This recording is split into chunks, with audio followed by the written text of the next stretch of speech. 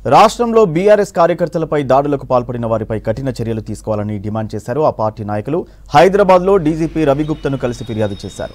Bhuvanagiri ZP chairman Sandeep రెడ్డిపై మంత్రి ప్రోద్బలంతోనే దాడులకు దిగారన్నారు BRS MLC L Ramana.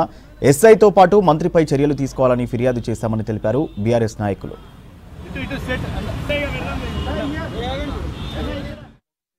Congress party అధికారంలోకి వచ్చిన తర్వాత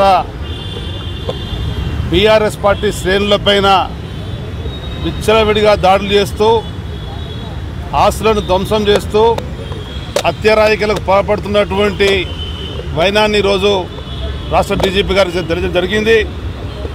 రాష్ట్ర డీజీపీ గుప్తా గారు సమయం ఇచ్చి జరిగినటువంటి దుర్ఘటనలన్నీ కూడా సాధారణంగా వారు విని రాష్ట్రంలోనే పోలీస్ యంత్రాంగానికి తగు సూచన సలహాలు ఇస్తాననేటువంటి మాట చిరచెబడతానటువంటి చెప్పి జరిగింది.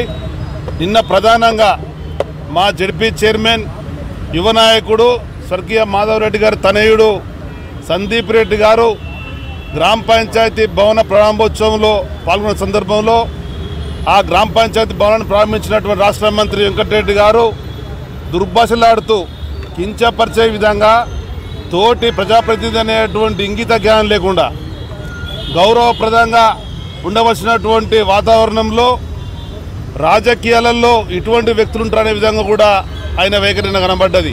రైతు బంధు ఆడుతున్న రైతులు చెప్పులతో కొట్టాలని వారు అన్న స్టేట్మెంట్ మీద నేను వారిని అడగడం జరిగింది. హుందాతనం కాదు, మీరు మంత్రిగా ఉన్నారు, హుందాగా ప్రవర్తించాలి. మీరే కదా 9వ తారీఖు రోజు మీరు ప్రామిస్ చేశారు, మీరు అన్ని రైతు బంధు కానీ 10,000 15,000 కానీ వారు ఇంకొక అడుగు ముందుకు పోయి మా నాన్నగారి గురించి కానీ మాట్లాడడం, నా గురించి కానీ అపహేళన చేస్తూ మాట్లాడినప్పుడు నేను నిలబడి అభ్యంతరం వ్యక్తం చేయడం జరిగింది.